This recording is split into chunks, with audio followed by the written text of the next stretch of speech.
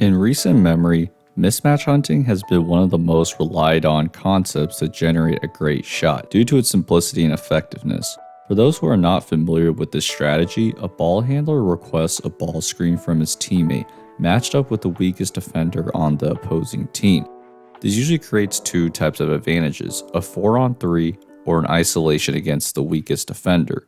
But as this concept has become popularized and refined, teams have gotten smarter about how to counter this strategy. Today I'll be going over some of those concepts that elite teams have used to become more effective at defending mismatch hunting. Before we dive in, here's a graphic of the teams that I'll be addressing along with the players that I believe teams like to attack. As you can see, there is a common theme in regards to the physical profiles of these defenders. They are either small, weak, or slow, which are all weaknesses that capable ball handlers can attack. Now, some of these players aren't actually bad on defense, but they are relatively worse compared to whoever else is on the court.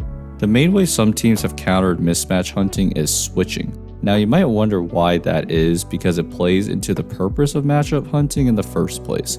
Ideally, as a defense, you would want to prevent any type of switch that creates a matchup between the best offensive player versus the weakest defender, but the reality is that you might not have a choice. The initial defender is trying to fight through a screen, and if the hunted defender stays attached to their initial assignment, this would create all types of advantages, and that's how the Mavericks exploited the Warriors at the beginning of Game 2.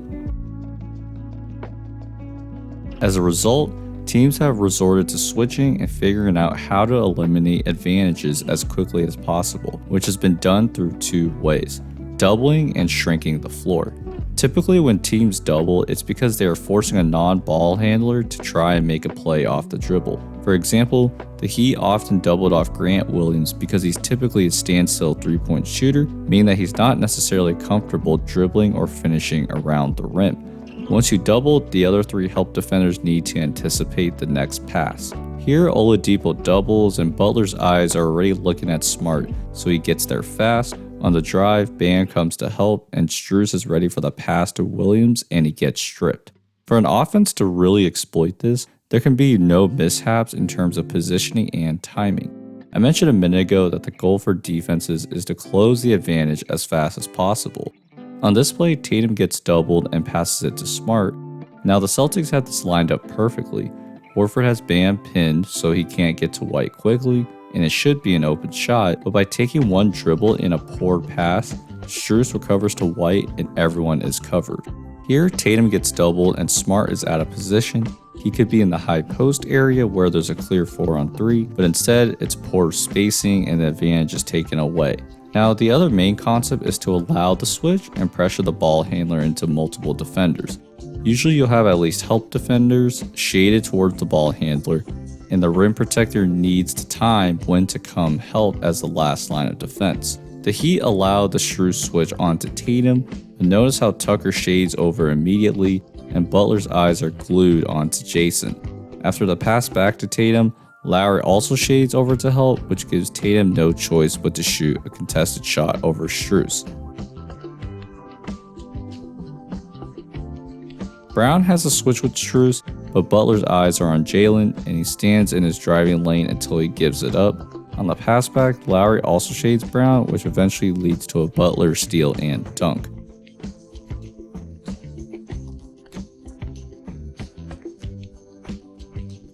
Which looks a lot different than the Suns' choke job in Game 7. On the Biyombo switch, look at how close Cam Johnson is to Dinwiddie, and Shamet steps away from the paint, which allows for an easy drive. If you look at these two pictures, look at how wide open the floor looks compared to this shot. That's the impact of shrinking the floor, and that's what made Luka's life difficult in the Warriors series. When Looney was on Luka, the other four defenders closed in the space to make Luka's driving lane smaller, and this gives Looney the confidence to play up on Luka, knowing that there's support behind him, compared to Aiden, who doesn't want to get beat and gives up the step back three. If teams don't want to switch, they have two other options to go to: drop coverage and hedging. Drop coverage is mainly for big men who are not comfortable on the perimeter. While it makes sure that the big man doesn't have to guard the ball handler one-on-one, this allows shooter to pull up and shoot. You might remember that the Celtics ran this against the Warriors in the finals, where Curry was able to fire off open threes. But there's very few people that can shoot like him, which makes drop coverage viable against most teams in the league, and the Celtics ran this a lot against the Heat because of their poor off the dribble shooters.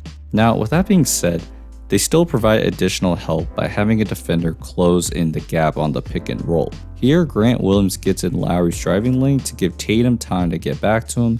On the pass, Horford helps out on Oladipo's drive, but the Heat still score.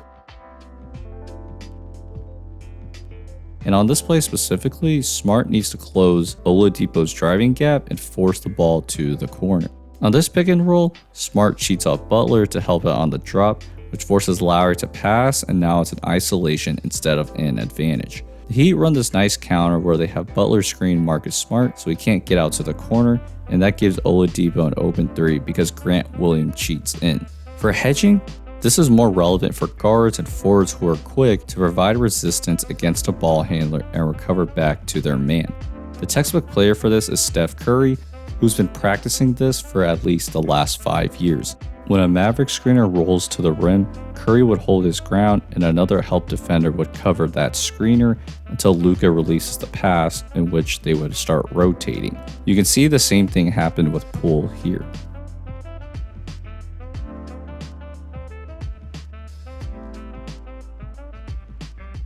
Some typical counters include flipping the screen and fading instead of rolling. Because hedging is a lot more aggressive in terms of putting pressure on the ball handler, a screener flipping the screen at the last moment can really put the hedger in a poor position. Same with fading. Since the screener is fading to that 3-point line instead of rolling to the rim, there's a large distance the hedger needs to travel to contest the shot. And Bullock was able to get Curry multiple times in Game 2, which eventually led to a matchup change. And so in a 5-out offense, you can adjust by having a help defender rotate to the man fading out to give more time for the hedger to find the help defender's assignment. Here, Poole gets to Bullock, which gives Curry time to rotate to Kleba, and everything's covered. And if you notice at the end of that play, Poole tried hedging, but Luka ran through it to get a wide open floater. That's one of the other counters that you'll see if you can't put enough pressure when you hedge, like Luka's poor hedging here on Curry. The final method that I wanted to talk about today is the zone, in which the Warriors and Heat run a lot, but we're going to just go through the Warriors since they ran it more than the Heat this postseason. The Warriors primarily ran a 3-2 zone, which was used to help hide Jordan Poole and Curry and force Dallas to attack differently. Because Dallas runs a heliocentric offense where they have Luka or Brunson attack with 3 or 4 other shooters, this puts more pressure on them to break down that zone when normally someone cuts to the high post to work the ball inside out.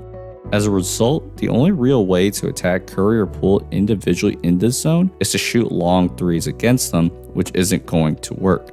This really helped the Warriors get back in this game specifically, and I think zone has become a real trend over the last couple of years that I might think about diving into more. So these are the 4 main ways teams have strategically tried to counter mismatch hunting. As you can see, there's probably not one method that will work all the time. It all depends on the situation and personnel, as well as mixing up things to break down a team's rhythm. Teams are too good nowadays to where one strategy will help you win.